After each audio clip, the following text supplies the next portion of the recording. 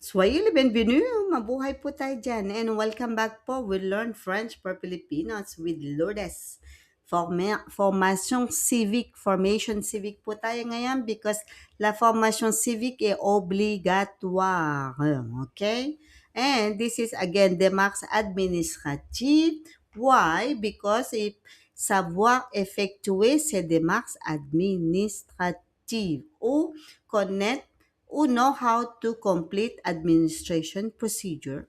And also, you need to know how the French society functions. Connaître le fonctionnement de la société française. Because we are here in France, we should know. Okay, so what is our question here? Quelle est notre question? Quel numéro peut-on appeler en cas d'urgence en Europe ou en France? Quel est le numéro, c'est qu'en Europe, peut-on appeler en cas d'urgence en Europe? Which number can be called in an emergency in Europe?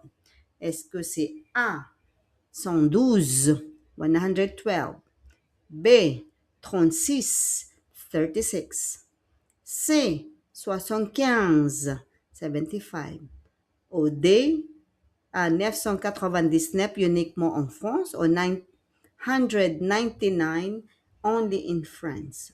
What is your answer? This is in Europe, okay? It's not in France. Urgence en Europe.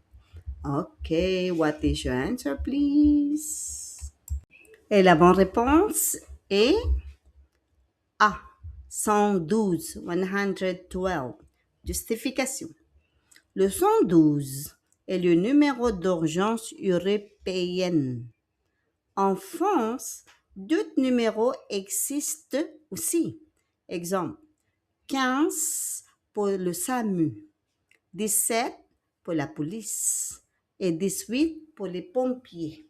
Okay? So it means 112 is the European emergency number.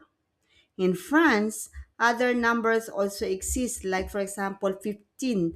15 is for medical emergencies. Okay?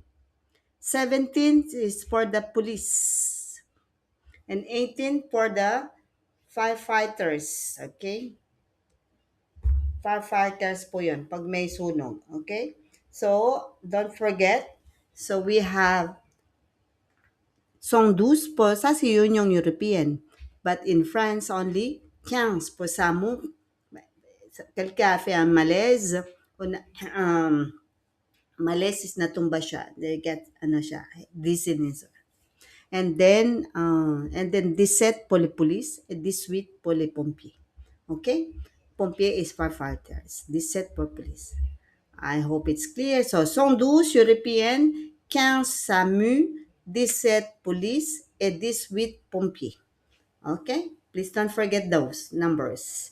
And please don't forget also to like, subscribe, at mag-comment po for more videos sa Learn French with Lourdes. For more formation civique. Merci. Au revoir tout le monde. À demain. À tout à l'heure. Au revoir. Merci. Au revoir.